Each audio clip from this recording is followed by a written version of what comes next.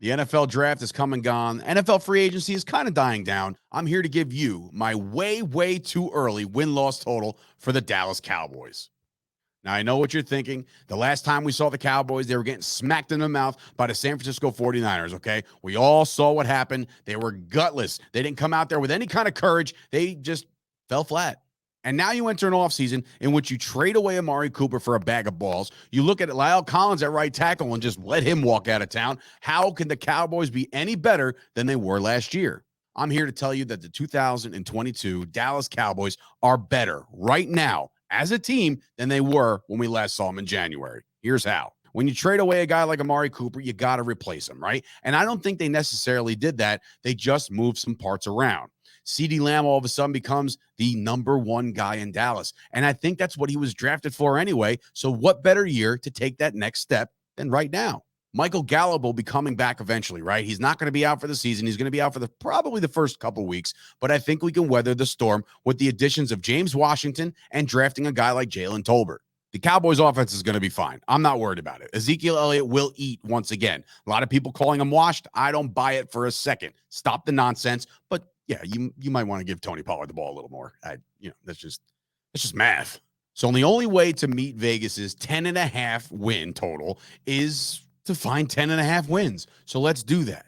The NFL schedule just got released, and, well, it looks pretty good for the Dallas Cowboys, and here's why. A familiar foe comes into AT&T Stadium week 1. It's Mr. Tom Brady, right? We haven't beat Tom Brady ever. So what makes you think that the Dallas Cowboys can finally get over that hump and beat Tom Brady? This Tampa Bay team is not the same. It is not the same team that got to bring back every single starter from the return of their Super Bowl year. They lost some parts. They lost his best friend. Tom Brady's focus is now on the booth. It is on the next chapter of his life. He is not in football mode. I don't care how much unfinished business that this guy has. The Dallas Cowboys will shock the world. Opening week, get themselves one win. 1-0 to start the season. Now, I don't want to get too overconfident, okay, because Joe Burrow and company come in next week, okay? Back-to-back home games, good situation for the Cowboys, but Joe Burrow, again, is there going to be a Super Bowl hangover? I'm not quite sure. Jamar Chase is a lot to handle. Trayvon Diggs will have his hands full, but then there's T. Higgins, and then there's everybody else, and then there's Joe Mixon, and then there's a lot of weapons on the offensive side of the ball for the Cincinnati Bengals, and that's why I think in week 2, we go 1-1. We drop this one. Sign me up for 1-1 after 2 games. Seriously. Because the next week we go to New York City, ladies and gentlemen, or New Jersey if you want to get technical. The Dallas Cowboys go to Monday Night Football to take on the New York Football Giants. I don't think by any stretch the Giants are a better team than the Dallas Cowboys. Not on paper, not on the field, not ever. So in this game, the Dallas Cowboys show out. Prime time. Give me Dak Prescott. Give me a 2-1 start. Home cooking in the next week. We get to go back home and play the Washington Commanders for the first time because, they used to be the football team. And before that, they were the Redskins. But nobody wants to really say that. Carson Wentz is not that guy. He's not that guy, pal. Sorry. The Dallas Cowboys go 3-1. This is where it gets a little tricky, okay? They got to go to L.A. The last time we saw the Rams, they were hoisting something called the Lombardi Trophy. So, therefore, I think the Cowboys might throw up a little bit of a stinker here. The last time we went into L.A., we did play them well. Don't get me wrong. But, they're just overpowered. I think, every year the Cowboys throw up a stinker on national TV. This game will more than likely be featured. It is a 4:25 game, so I'm sure Fox is salivating at the chance for the Dallas Cowboys to play the Rams at 4 o'clock on a Sunday. So, therefore, I think the Cowboys trip up here and they move to 3-2. Do we panic? It's time to panic because here come the Philadelphia Eagles, okay? This game in particular is in Philadelphia. And while I think the Eagles took the next step, I'm not sure about all the good steps, but unfortunately, I think the Dallas Cowboys will be reeling from the last loss and continue a trend here. Don't panic, everybody. It's just 3-3. It's 500 football. We've been here before.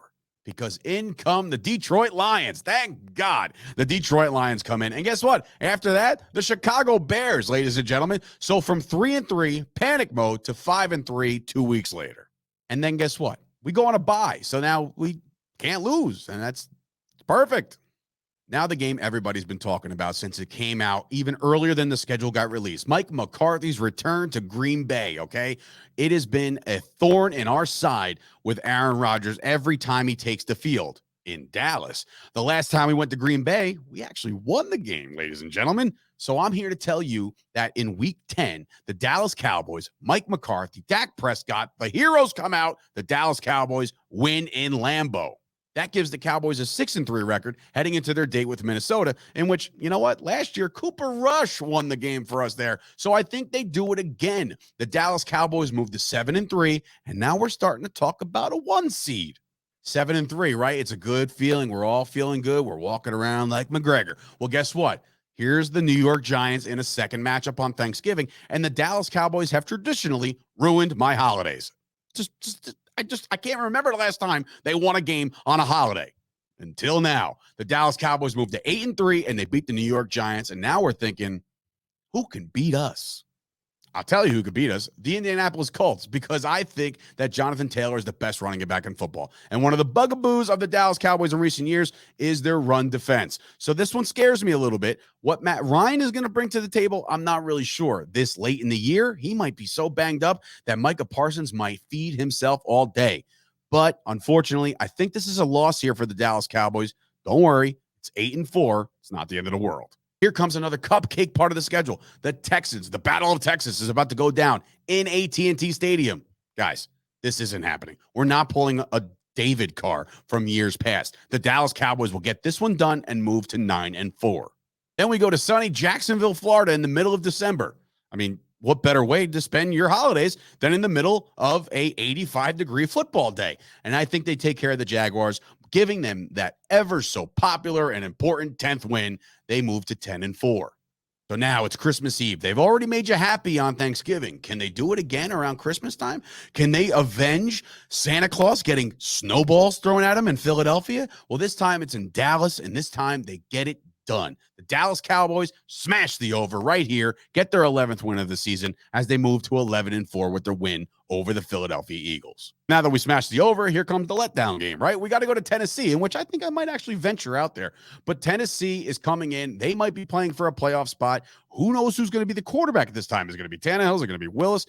Derrick Henry, though. Okay, Derrick Henry doesn't go anywhere. Derrick Henry moves objects. Derrick Henry is a phenomenal running back, and I think we struggle here. Give me the Cowboys to lose this one and move to 11-5.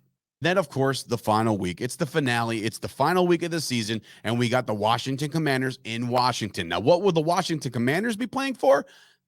Hopes and dreams, because I don't think the Commanders are going to be any good. I don't even think Carson Wentz is actually in this game. This might be the Sam Howell show, but the Cowboys have to win in order to get that number 1 seed at the end of the year, and I think they do it 12-5. So there you have it. The Dallas Cowboys are going to win 12 games, 12-5. They're going to win the NFC East, okay?